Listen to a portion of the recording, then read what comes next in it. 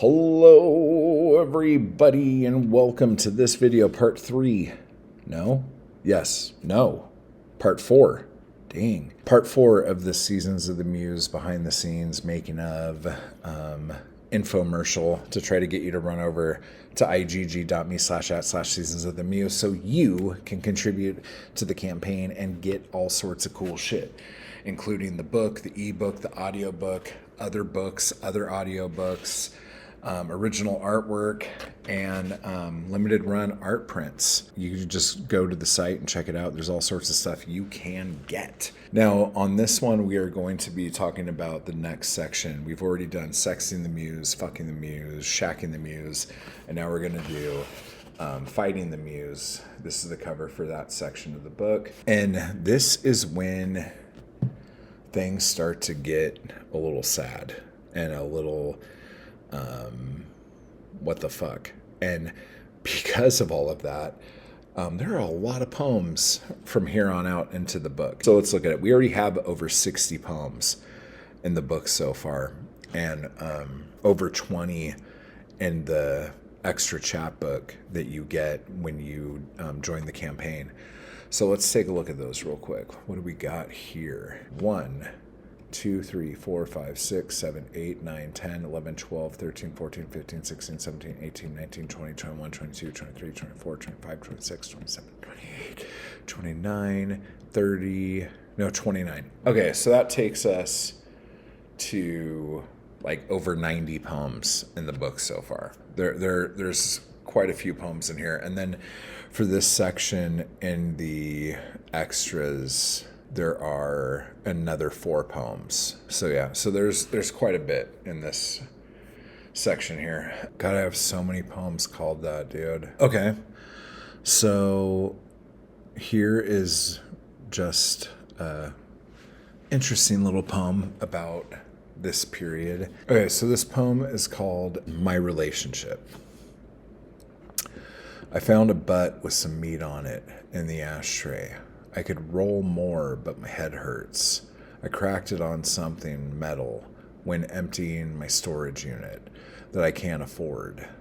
The line isn't bringing in the money to support my hoarding.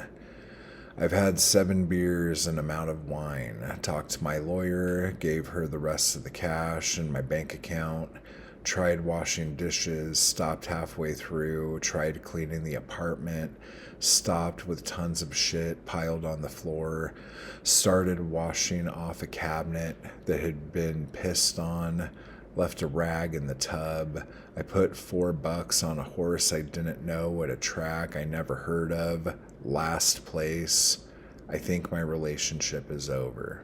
So yeah, so this is, again, like when I was talking about that thing where, like, you know it's done, but you keep doing the shit, you know? This one's called I Know You're Mad. I might have to cut this out, I don't know. I know you're mad. I knew you were mad when you came through the door holding a bag of shit, panting from the heat, pissed off that I didn't take the bag from you.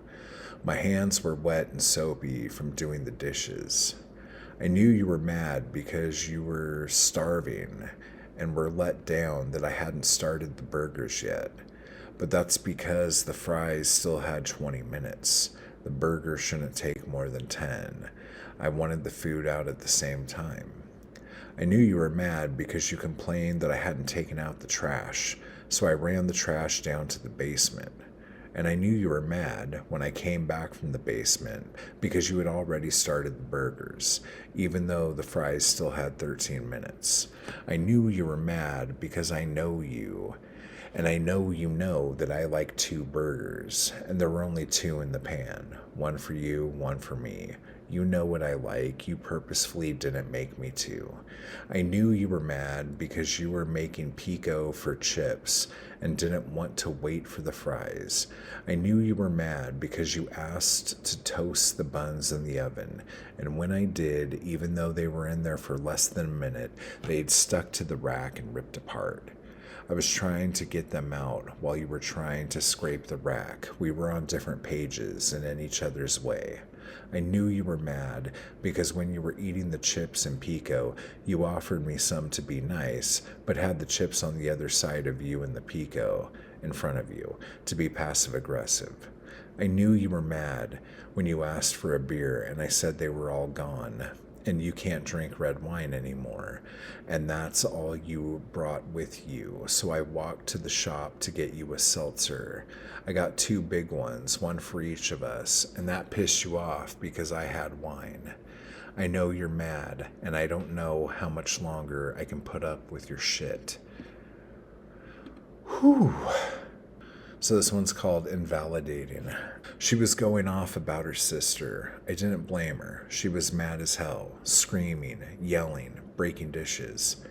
I was trying to hand her more and kick the broken pieces away from her bare feet. Suddenly, she was yelling about her ex, about how he wouldn't listen to her, how she wasn't able to express her feelings inside her own home because he found it emotionally manipulative. I felt my face scrunch. She saw it. I asked how her ex has anything to do with her sister. She calmed down, opened the fridge. I apologized for what I did not know. She said, "It's fine, just invalidating." Invalidating, I sighed. Dropped the broken pieces of dishes back on the floor and walked into a dark room. So here's just another one. It's called typing. She sits on the couch. I sit at my desk. She is watching TikTok videos. I'm writing these poems. My fingers are slamming the keys hard and furiously. She cackles loudly. I try to concentrate.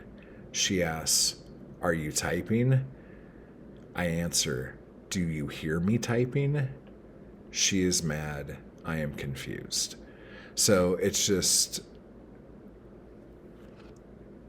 how it goes, you know what I'm saying? Oh, this one was actually kind of cute. Yeah, I'll read this one because I mean, even when there's fighting, there's moments where things are okay. This is called Hand Puppets. She was angry, hot and mad, studying, taking tests, several, loose, tricky pieces tacked together, community, housing. She didn't like it. I was a 6-pack and a bottle of white in. White because it was 1 a.m. and 95 degrees. So I drew eyes on my hand and made a fist, then cussed her out with the toothless geezer mob boss attached to my wrist. She started laughing. I told her wrist rhymes with fish. It doesn't, but I held firm. She laughed.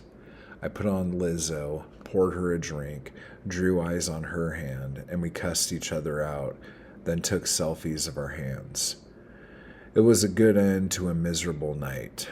She's asleep now. I finished her drink, and I can finish my book and bottle with a loud hum of the fan, and now it's 89 degrees at 2:49 a.m.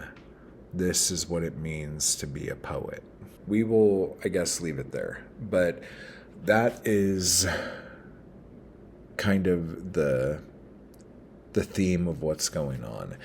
And I would like to say it gets better, but it does get worse before it gets better. And it gets really dark.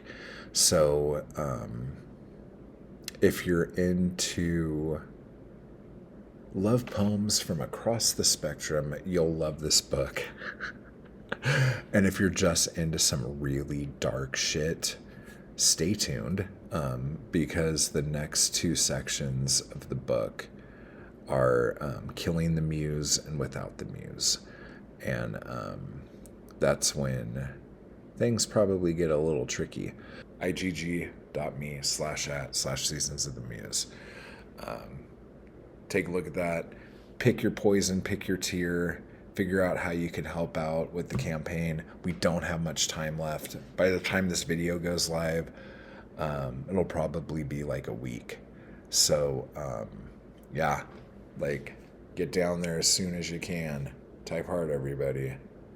And I will talk to you all later.